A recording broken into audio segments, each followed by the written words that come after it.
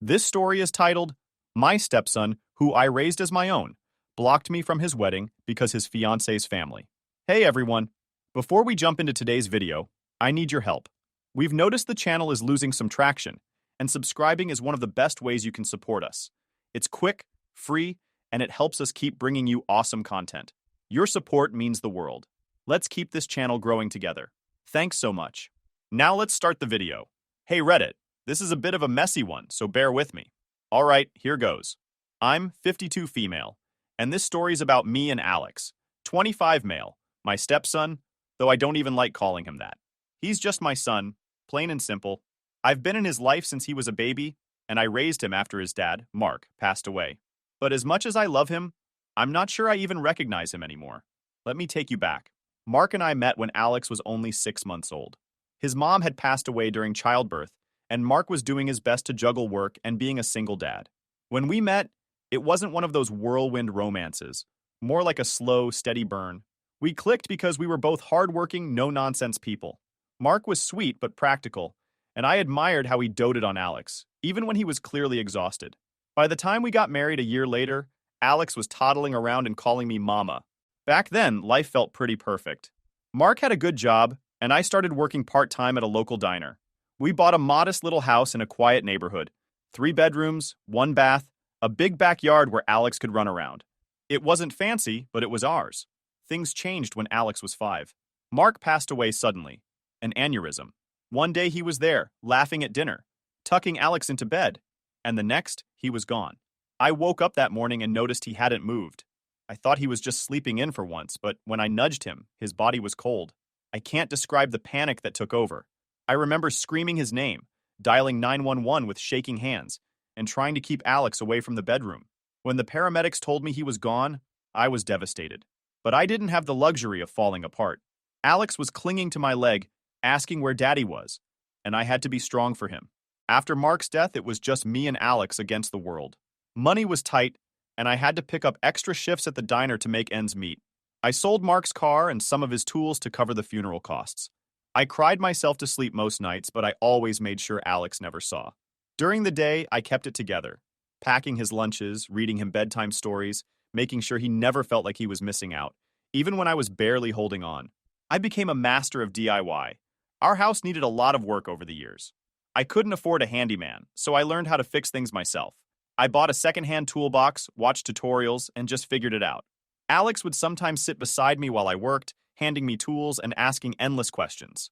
I remember thinking, this is enough. As long as we have each other, this is enough. I did my best to give Alex a good childhood. I made sure he got to play soccer, even though it meant squeezing pennies to pay for the uniform. I volunteered at his school so I could be part of his world. I taught him how to ride a bike, how to cook spaghetti, and even how to fix a flat tire. But things weren't always smooth. As Alex got older, he started pushing back. He was embarrassed by our hand-me-down car and our outdated house.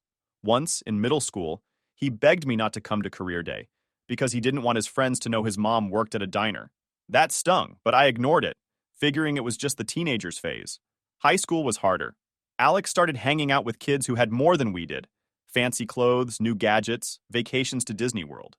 He'd come home and complain about how we didn't have a big screen TV, or how I couldn't afford the latest gaming console. I tried explaining that I was doing the best I could, but he'd just roll his eyes and say, "Whatever, Mom." Still, there were good moments too. He got really into music during his teenage years, and I saved up to buy him a secondhand guitar. He played it non-stop, and for a while it felt like we were close again. He even wrote me a song once for Mother's Day. When Alex went off to college, I was both proud and heartbroken. Proud because he'd worked hard and earned a scholarship, and heartbroken because I knew our little house would feel empty without him. I helped him pack his things and set up his dorm, trying not to cry as I said goodbye. At first, he called me all the time, asking how to cook certain meals, telling me about his classes, even asking for advice about girls. But as the months went on, the calls became less frequent. I figured he was just busy. Then, during his sophomore year, he started dating that girl named Lily. I didn't meet her right away, but when I did, she seemed nice enough. But as the years went on, things started to shift. Alex visited less often, and when he did, he always seemed in a hurry to leave. He'd make comments about how the house was falling apart or how I should modernize the kitchen. He said it with a laugh, like it was a joke, but I knew he meant it. It hurt. but I didn't let it show. I thought I'd done everything right, raising him with love, giving him everything I could, but somehow it felt like I was losing him. And the worst part was, I didn't know how to stop it. Alex was growing into someone I didn't recognize, and I wasn't sure if I was ready for what came next. Let me tell you about the first time I met Lily was during Thanksgiving break. Alex brought her home for dinner, and I was nervous. I wanted to make a good impression, even though I wasn't exactly sure what good meant. I spent all day cooking, trying to whip up something that felt a little fancier than our usual meals. By the time they arrived, I was sweating and stressed, but determined to play the cool, welcoming mom. Lily was different from what I expected. She was petite, polished, and impeccably dressed, like she'd stepped out of a catalog. She greeted me with a polite smile and a soft handshake, calling me Ms. Last Name, even though I told her she could just call me by my first name. She was nice enough, but there was a distance to her that I couldn't quite put my finger on. Dinner was awkward. Lily didn't eat much, just picked at her plate while Alex practically inhaled the food. I tried to make conversation, asking her about school and her family, but her answers were short and clipped. Oh, my parents work in real estate. Yeah, I like college. It's been fun. I chalked it up to nerves. After all, meeting the boyfriend's mom can't be easy. But Alex? He seemed completely at ease. He couldn't stop smiling at her, and he kept brushing off her discomfort like it wasn't a big deal. When she quietly whispered something about the house being charming, Alex laughed and said, "Yeah, Mom's house is kind of old school, isn't it?" Smiled and laughed along, not wanting to make a scene. After they left, I felt a bit off. It wasn't that Lily was rude. She wasn't. But she didn't seem interested in me or my world. I told myself I was being paranoid, that she'd warm up eventually. But as their relationship grew, that disconnect only deepened. Argrisaknusser. The next time Lily came over, it was for Christmas. I was looking forward to it, hoping we'd have a chance to bond. I even bought her a thoughtful little gift, a cozy scarf I'd seen her admiring during Thanksgiving. When she opened it, she smiled politely and said, "Thank you, this is nice." But there was no real warmth in her voice. Alex, on the other hand, lit up when he opened his gift from her, a sleek, expensive-looking watch. I didn't even know college students could afford watches like that. Throughout the visit, Lily seemed restless. She spent most of her time on her phone, scrolling through Instagram or texting. I caught her taking a few photos of Alex's room, which confused me until Alex explained later that she was showing her friends how he grew up. That made me feel small, like our home was some kind of curiosity to her. Then there were the comments. They were subtle, but they added up. "Your furniture has so much character. I've never seen a TV like that before. I can't believe you still have landlines." She wasn't saying anything outright mean, but the tone made it clear she found everything here quaint, almost laughable. Alex either didn't notice or didn't care. He'd just laugh along and say, "Yeah, my mom's pretty old school." Over time, Alex started changing too. He began making similar comments about how the house was outdated, how I should think about remodeling, how I could spruce things up a little. It felt like Lily's world was bleeding into his, and I wasn't sure how to handle it. I remember one conversation vividly. Alex called me one night and asked if I'd ever considered upgrading the house. I laughed, thinking he was joking, but he wasn't. "Mom, you could get a loan or something. Lily's parents remodeled their kitchen last year, and it made such a difference. You'd love it." I was stunned. "Alex, do you know how much that would cost? Can't just drop tens of thousands of dollars on renovations." "Well, you could sell the house," he said casually, as if it were the simplest solution in the world. "You'd make a good profit and could move somewhere nicer." I told him firmly that this was my home, the home where I raised him, the home where his father and I built our life together. This house was everything to me. I thought he'd understand, but he just sighed and said, "All right, but don't be surprised if people think it's outdated." The turning point came about a year into their relationship. Alex invited me to dinner at Lily's parents' house. I was thinking maybe this was my chance to finally get to know her better. Their house was massive, the kind you see in magazines. High ceilings, marble floors, a pool in the backyard. I felt like I'd walked into a different world. Dinner was formal, too formal. There were multiple courses, a waiter, yes, a waiter in their house, and wine pairings I couldn't pronounce. Lily's parents were polite but also distant, and I could tell they were sizing me up. At one point, her mom asked me what I did for a living, and when I said I taught at a community college, she nodded and said, "That's nice." The pause said everything. I tried to engage, to find common ground, but it was like talking to statues. They seemed more interested in discussing their latest vacation to Europe or the new investment property they'd bought. Meanwhile, I was just trying not to spill soup on the white tablecloth. Alex, to my surprise, fit right in. He laughed at their jokes, joined in on their conversations about stocks and market trends, although his genuine self wasn't like that, and barely acknowledged me the whole night. I felt invisible, like I was just there to fill a seat. After dinner, as we were leaving, Lily's dad pulled Alex aside and handed him an envelope. I didn't think much of it until later, when I overheard Alex telling Lily it was a check to help him get on his feet. I couldn't believe it. Here I was, scrimping and saving to help him through college, and these people who didn't even know him, were just handing him money like it was nothing. That night, as I drove home, I couldn't stop replaying the evening in my head. It was clear that Lily came from a completely different world, one I'd never be part of. And Alex? He seemed to be slipping further into that world with every passing day. I felt like I was losing him, like the bond we'd built over the years was unraveling, and I didn't know how to stop it. By the time I got home, I was exhausted, physically, emotionally, everything. I sat in the living room, looking around at the house that I'd worked so hard to keep, and for the first time, it didn't feel like home. It felt like a relic of a life Alex was leaving behind, and I had no idea where that left me. Then, out of nowhere, Alex told me he and Lily were engaged. I wanted to be happy. I really did. He called one evening, his voice bursting with excitement, and said, "Mom, she said yes." I could hear Lily in the background, laughing and talking to someone else. My first reaction was to smile, but then the reality hit me. This was serious. My boy was getting married, officially becoming part of a world that felt more and more distant from mine.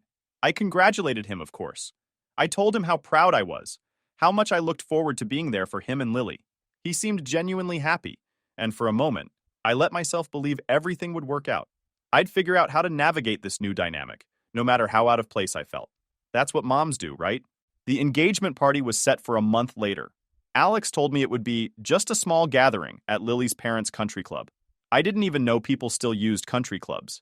He assured me it was casual, nothing too fancy, but something about his tone made me skeptical. So I spent days stressing over what to wear. I finally settled on a simple dress I'd worn to a few faculty events. When I arrived at the club, I immediately knew I'd made a mistake. Casual? Not even close.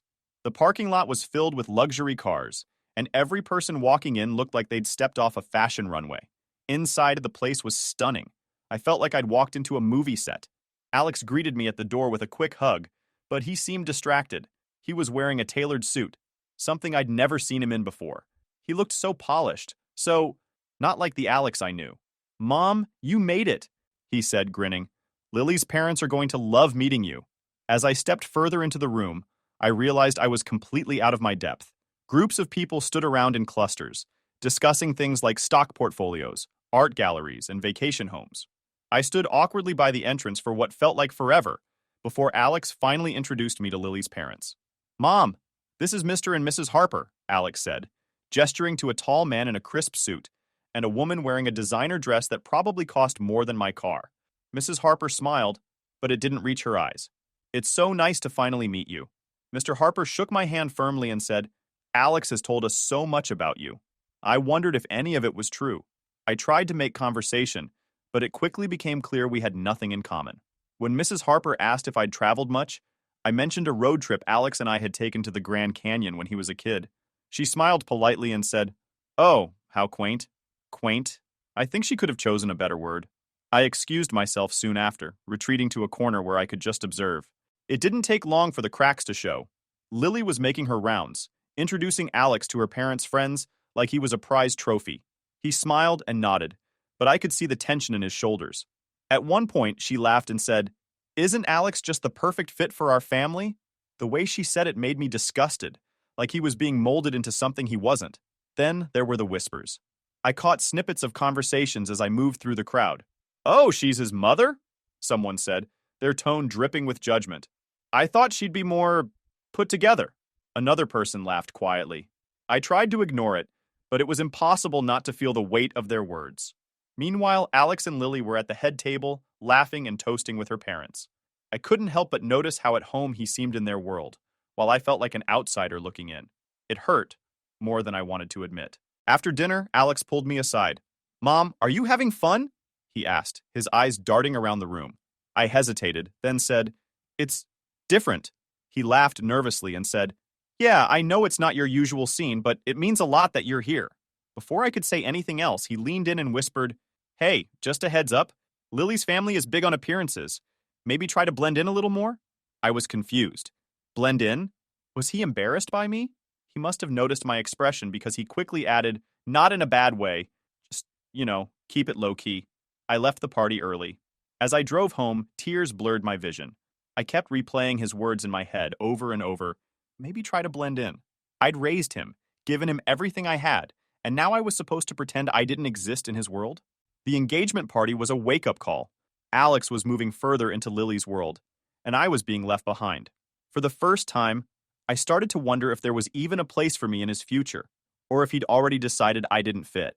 Then I had another thing to deal with, the wedding. 2 weeks before the wedding, I was feeling cautiously optimistic. Despite everything, the engagement party, the tension with Lily's family, and Alex's increasingly distant behavior, I'd convinced myself I could still be a part of this day. After all, weddings are about family, right? That's what I kept telling myself, even as little signs started piling up that maybe I wasn't welcome. It started with the wedding details, or more accurately, the lack of them. I didn't know much about the plans because no one had told me anything. When I asked Alex about my role in the ceremony, he'd shrug and say, "Oh, don't worry about it, Mom. Just show up and enjoy." I thought they were just keeping things simple, but as time went on, it became clear I wasn't part of the inner circle. I wasn't asked to help with the planning, wasn't invited to dress fittings, and didn't even know what time I was supposed to arrive at the venue until I finally asked outright. The venue itself was another sore spot. Alex had casually mentioned it in passing. What he didn't know was that I had helped him secure it. A friend of mine from college managed the venue, and when Alex told me they couldn't book it because it was too exclusive, I'd quietly reached out to pull some strings. I thought I was doing something meaningful, something that would make him happy. Turns out, he never even connected the dots. When he talked about the venue, it was as if I had nothing to do with it. The real blow came one evening when Alex showed up at my house unannounced. He looked uncomfortable, shifting from foot to foot as he stood in the doorway. "Can I come in?" he asked. Of course I let him in, but he was acting weird. We sat in the living room, and he launched into what felt like a rehearsed speech. "Mom, I need to talk to you about the wedding," he started. "There's been a situation." "What kind of situation?" I asked. He hesitated, then blurted it out. "Lily's parents think it's best if you don't come to the wedding." At first, I thought I'd misheard him. "What?" I asked, holding myself to be calm. "It's not personal," he said quickly. "They're just worried about the image. You know how they are. They're really particular about appearances, and they think it might be better if you sat this one out." "You're telling me I'm not welcome at my own son's wedding?" I asked. "Mom, it's not like that," he said, avoiding my gaze. "They're just really stressed about everything. It's nothing against you personally." I couldn't believe what I was hearing. After everything I'd done for him, raising him, supporting him, sacrificing so much to make sure he had a good life, he was asking me to step aside for the sake of appearances. "And what about you, Alex?" I asked, tears welling up in my eyes. "Do you agree with them? Do you think I don't belong there?" He finally looked at me, and for a split second I thought I saw guilt in his eyes. But then he said, "Mom, please don't make this harder than it needs to be. It's just one day. We can celebrate together afterward, just the two of us. Just one day." That's what he called it. As if this wasn't one of the most important days of his life. As if I could just brush it off like it didn't matter. After all this, I had a thought crossed my mind. One that stopped me cold. Did Lily even know about this? Or was this all Alex's doing? I decided to find out. The next day, I called Lily. When she picked up, she sounded cheerful, completely unaware of the storm brewing. "Hi, my name. How are you?" she chirped. "I'm fine," I said, though my voice was tight. "Listen, I need to ask you something. Alex told me your parents don't want me at the wedding. Is that true?" There was a long pause. "What?" She seemed confused. "Why would he say that? Of course you're invited. You're his mom." I felt a wave of relief, quickly followed by anger. Alex had lied to me. But why? Was he trying to protect me? Was he just trying to appease Lily's parents? Either way, it didn't make sense. Lily, on the other hand, was furious. She apologized profusely and promised to talk to Alex and her parents immediately. I hung up the phone feeling both vindicated and deeply unsettled. What else hadn't Alex told me? Later that evening, Alex called me in a panic. "Mom, why did you call Lily?" he demanded. "Because I needed to hear the truth," I shot back. "Why would you lie to me, Alex? What were you trying to accomplish?" He stammered. "I didn't want things to get messy," he finally said. "I thought it'd be easier if—" "Easier for who?" I interrupted. "For you? For them? What about me, Alex? Did you even stop to think about how I'd feel? He didn't have an answer for that. Instead, he muttered something about how I was making a big deal out of nothing, and hung up. I sat there, stunned. How had it come to this? That night, I made a decision. I wasn't going to let anyone, Alex, Lily's parents, or anyone else, treat me like I didn't matter. I called my friend who managed the venue and told him to cancel the booking. When he asked why, I explained everything. He was shocked but understanding and promised to refund the deposit. When Alex and Lily found out the next day, all hell broke loose. Alex called me furious. "Mom, what did you do?" he yelled. "We're 2 weeks away from the wedding, and now we don't have a venue." "I did what I had to do," I said calmly. "You don't get to exclude me from your life and expect me to keep bending over backward for you." He called me selfish, said I was ruining his wedding. But I didn't care. The fallout was immediate. Lily's parents were livid. Alex was scrambling to find a new venue, and I became public enemy number one. But you know what? I didn't feel bad. If they wanted to shut me out of their perfect little world, then they could deal with the consequences. So here where I am right now, what do you guys think the motives that Alex is hiding? Think maybe he is just embarrassed by me, but still there's something going on, and I don't know what is. If anything arises, I'll post an update here. Final update. Hey people, I spent the last nights reading your comments. I appreciate you guys for standing up to me. It gave me some relief. Some crazy things happened lately, so I figured I needed to post an update. So, a few days after the venue fiasco, my phone rang. It was Lily. I hesitated for a moment before answering, bracing myself for another round of accusations. Instead, her voice came through soft and hesitant. "Can we talk?" she asked. "In person?" I wasn't sure what to expect, but I agreed. We met at a coffee shop. When she walked in, she looked different. Less polished, more subdued. Her usual air of confidence was replaced by something I couldn't quite put my finger on. Lily started without any small talk. "I spoke to my parents," she said, her eyes fixed on her cup. "They were upset about the venue, obviously, but when I told them why it happened, they admitted they'd suggested to Alex that you take a step back from the wedding." I stayed quiet, letting her continue. "They said they thought it would streamline things, make it easier for everyone, but I swear, I never agreed to that. I told them I wanted you there." I could tell she was being sincere, but it didn't change how much it hurt.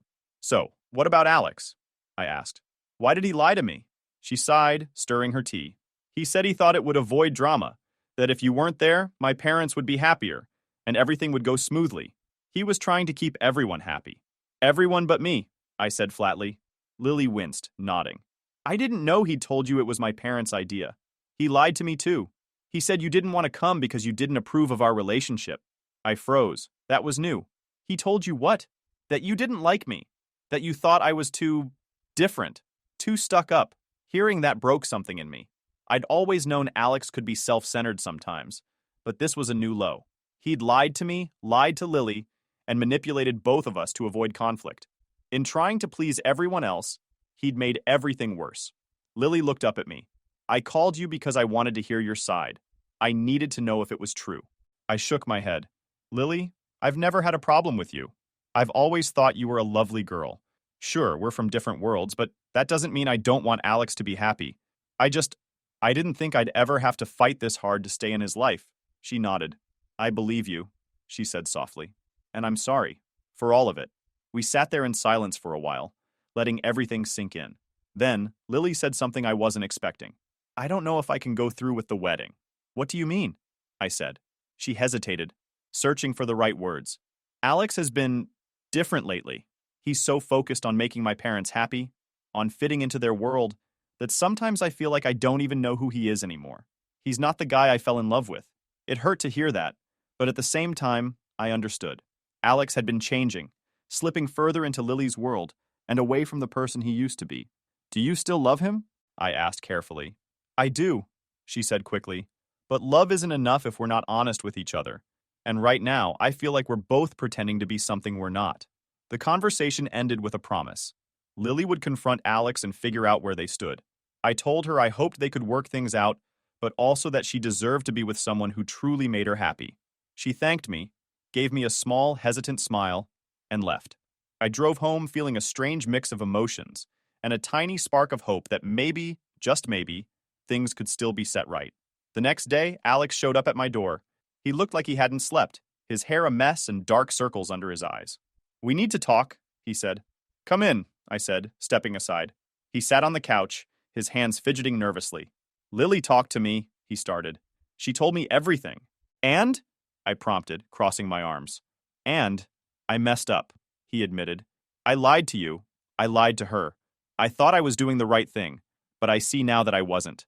I just made everything worse. For a moment, I didn't say anything. I wanted to yell, to tell him how much he'd hurt me, but I also saw the regret in his eyes. Why, Alex? I finally asked. Why did you feel like you had to lie? He looked down at his hands. Because I was scared. Scared that if I couldn't make everyone happy, I'd lose her. And scared that if I stood up to her parents, she'd see me as a failure. I didn't want to lose either of you. For all his mistakes, Alex was still that little boy I'd raised, desperate for approval, terrified of letting people down. But that didn't excuse what he'd done. I don't know what to say, Alex, I told him honestly. You hurt me. You lied to me, and you treated me like I didn't matter. I've always tried to be there for you, but right now, I don't know how to move past this. He nodded. I know, and I'm so sorry. I don't expect you to forgive me right away, but I want to make it right. I just don't know how. We sat in silence for a long time after that. Finally, I said, the first step is being honest. With me, with Lily, and with yourself. If you want to fix this, you have to stop trying to please everyone and figure out what you really want. Alex left that day with a lot to think about, and so did I. In the weeks that followed, life felt strangely quiet. I hadn't heard from Alex since our conversation. Then, one morning, the phone rang. It was Lily. Hi, my name, she said hesitantly. I wanted to let you know. I called off the wedding. The words hung in the air for a moment before I could respond. Oh, Lily, I said softly. I'm so sorry. She sighed, and I could hear the weight of her decision in her voice. It wasn't an easy choice, but I couldn't go through with it. Alex and I had a long talk, and I realized we were both trying so hard to fit into roles that didn't feel right. I love him, but I don't think we're ready for marriage. Not like this. I didn't know what to say. Part of me was relieved that she had the courage to recognize the problems before they became permanent, but I also felt sad for both of them. Are you okay? I asked. I think so, she said. It hurts, but it feels like the right thing to do. I just wanted you to know because, well, I know how much this has all affected you too. After the call, I sat in my kitchen thinking about all the moments that had led to this. The engagement party, the lies, the confrontation. It was like watching a house slowly crumble until there was nothing left to hold it up. I don't think the wedding would ever happen. And honestly, I don't think it was my fault. For now, I'm focusing on my own life, and my relationship with Alex would never be the same anymore. That's it, guys. This is my story. Tell me what you think.